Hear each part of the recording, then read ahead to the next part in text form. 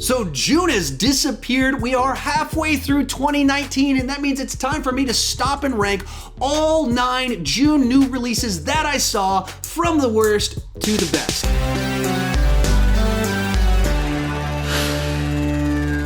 Hi, my name is Sean, and I love to talk about movies way too much. With that in mind, go ahead and join me down below in the comments section. Share your ranking of the June new releases that you saw. Let's have a nice, lively discussion. Before we go into this, first off, I did not see the movie yesterday. I want to see it, but I just wasn't able to see it in time. The second thing, this was a very meh kind of month, with one positive exception and one negative exception. Everything else was just kind of in the mediocre middle for me. I didn't have particularly strong impressions about them. There are movies that, as I love movies, I had fun with them, but they didn't really impress me or make me hate them all that much. And finally, this video is brought to you by my supporters over on Patreon. I like to think about it as the inner circle, as I get to interact with them and know my fans over there a little bit more. Every Saturday, we do a weekly Q&A video. There's only normally about 10 people in the live chat, and so people actually can interact back and forth with me. If you might be interested in seeing if that's right for you, check it out at the link down below in the description. With that said, let's get started. Coming in last place is Dark Phoenix. What a soul-crushing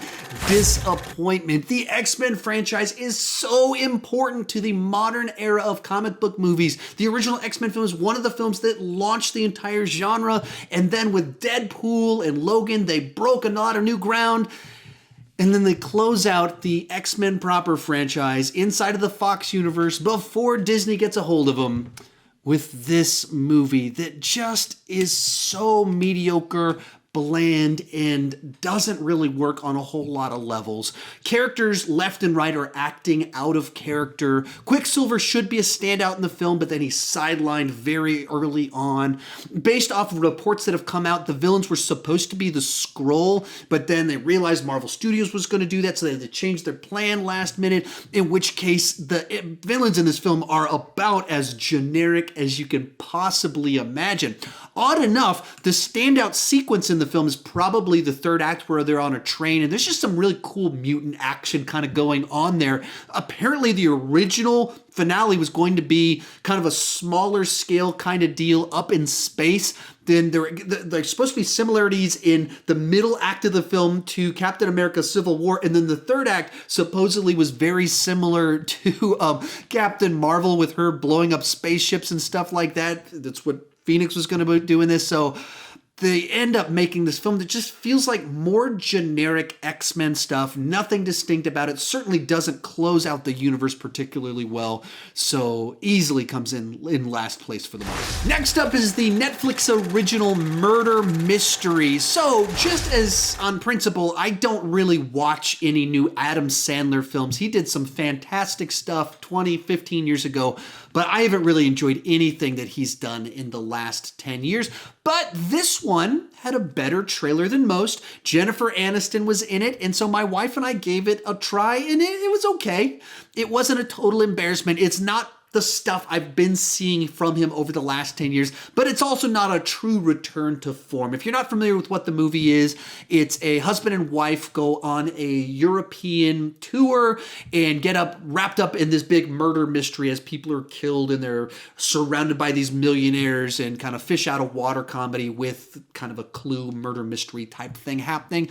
There's some good laughs in it. There's a lot of laughs that really fall flat. There's some far-fetched stuff. In general, it's one of those movies that I didn't feel like I wasted my time watching it, but I also can't imagine ever watching it again. So in terms of Adam Sandler films over the last 10 years, hey, this is one of the best ones. That's not exactly a high bar either. So didn't really hate it. Didn't love it either. Very mediocre film. Coming in at number 7 is Shaft. I don't really even know where to begin with this film, as it's such a tonal shift from the previous films inside of the franchise that it's kind of baffling and bizarre what they went for here. On its own terms, it made me laugh. It had some action in it that I enjoyed. And Samuel L. Jackson is like taking his Samuel L. Jacksonisms up to 11. So that's just fun to watch. This movie is not politically incorrect. There's some crass things, all sorts of stuff inside of it that will offend a certain group of people. Other people will enjoy the fact that it's a movie that just doesn't care about anyone, but it's a niche set of people that will enjoy this film. Even if you're a Shaft fan, this isn't like the other Shaft films, so it's not even really for fans of the franchise. So very odd film. I wasn't bored by it, but I don't really know what to do with it either. So it's just kind of lingers low on this list. The next 4 films on this list are really just kind of tied for the same position. They're all like, that was enjoyable enough. Nothing great, nothing bad. I had fun with it. Very bland, mediocre sequel type stuff. Number 6 is The Secret Life of Pets 2. I really didn't enjoy the first Secret Life of Pets, and I thought this was a pretty big step forward for the franchise, while still obviously not being a great film. The characters are fun, the situation's kind of lively, there's a lot of cute kind of stuff happening. The movie exists just to kind of tell these little mini scenes, it's all set up for punchlines and things like that. Not a big story-driven film, it's a cuteness-driven film. And it had enough cuteness for me. It had enough laughs inside of it. It's been like 3 weeks since I saw it. I don't really remember a whole lot of details about what happened inside of it. I just remember having a good time with my kids watching it. It's not one I would sit down and watch again on my own, but as a movie that I'm going to certainly have to watch again with my kids, I wouldn't mind rewatching. Next up is Men in Black International, kind of the definition of a mediocre, slickly made sequel that no one was asking for. There's actually have been reports on some of the behind the scenes as to how this movie came about. There's a bunch of friction between the director, the studio, the writers, the stars. Everyone had different visions for what the film was going to be. And surprisingly, the film that came out is pretty consistent in its tone, but it's also lacking any kind of distinct flavor. Of course, all the stars here are very watchable when you got Tessa Thompson, Chris Hemsworth. These are great actors, but they're just doing kind of generic movie star fun characters. There's even as a Men in Black film, it's surprisingly straightforward. There's a lot of like actual action with punches, kicks, gunpowder guns, not like ray guns and stuff. So it's a film that it's like they never knew what they wanted. They just knew they wanted to make money making a Men in Black film. And so you get a film that feels like that, in which case it didn't really make all that much money because of that. But there's a couple standout characters inside of it. I enjoyed it. I had fun with it. I just don't really remember it all that well once again, as it is the month of May. Number 4 is Annabelle Comes Home, another solid film inside of the Conjuring universe, but once again, just feels like another film inside of the Conjuring universe. For one of these films, I think it's above average in the characters inside of it. The Ed and Lorraine Warren characters are always really strong, and they kind of focus now on her daughter inside of this film, which has an interesting twist to it. But even like a pizza delivery guy inside of the film is given quirks to the way he interacts, and so he kind of pops a little bit. There's a kind of a love interest type character inside of it named Bob's Got Balls that, once again, even having that name, stands out a little bit. The specific kind of scares, plot line, it's another haunted house type film with the Annabelle doll and some characters doing stupid stuff. So once again, not a classic, but a good enough film. Coming in third place is Child's Play. For this film, they decided to kind of take the concept, turn it upside down. They took all the magic out of it and turned Chucky into an AI gone crazy, which actually makes for an interesting twist on the character as it makes the movie about friendship. He's an AI that wants to be friends with Andy, which adds a whole new dimension inside of the mythology and makes for some new creepiness, some extra scares inside of it. Now, there's some serious tone issues with this film at the same time where you're kind of doing the friendship deal with Andy, and then it does kind of this cornball humor stuff with some neighbor friends. Overall, I thought it was a pretty effective Child's Play remake that works well on its own terms, that with a couple of tweaks to the script, tightening some things up, I think could have done really well. I think they marketed this film very poorly and picked a weird release date. If they put this out in October with better marketing, I think it would have done a lot better and been better received by people. Our runner-up is Late Night. If you're not familiar with the film, essentially tells the story of an aging female late night host who's a legend inside of her space, but over the last 10 years, she's essentially been in a rut, and then she's never hired any female writers for her writer's room, and then Mindy Kaling is hired to be a female in her writer's room and tries to spice things up a little bit. I enjoyed the film a good bit. It both kind of delivers the types of sets up tension, conflict you expect inside of a film like this, but it also takes them in different ways and delivers them in ways you're not expecting, especially in the second half of the film where you start really kind of getting the big transformational events inside of the film.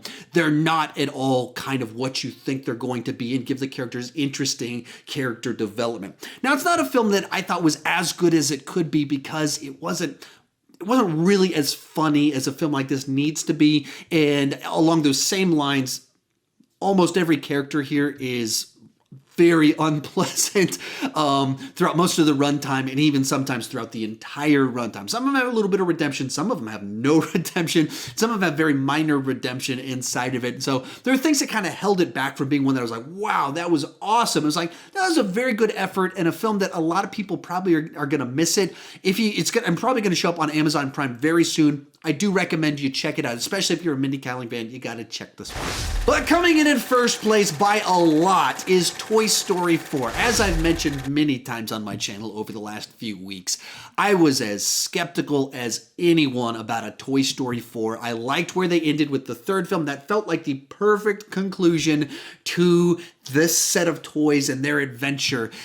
And then within the first 10 minutes of this film, I saw what they were going for, that angle. And they found that little space to where Toy Story 3 closed out the original Andy trilogy so well for the group. But what about the individual characters? And for me, I loved what they did with Woody inside of this film and letting him be a little bit more the hero this time around, give him a fuller character arc. He's always had insecurities that he needed to work through, but this one took his character to a totally different place. I thought it was maybe the funniest of all the Toy Story films, especially because of some of our new characters with Kaboom and the new stuffed animals and some of these different characters inside of Forky, of course. And also, I've had some conversations with some people that really felt like the film ended in a place that left them with a really bad taste in their mouth, and they thought that Woody was acting out of character.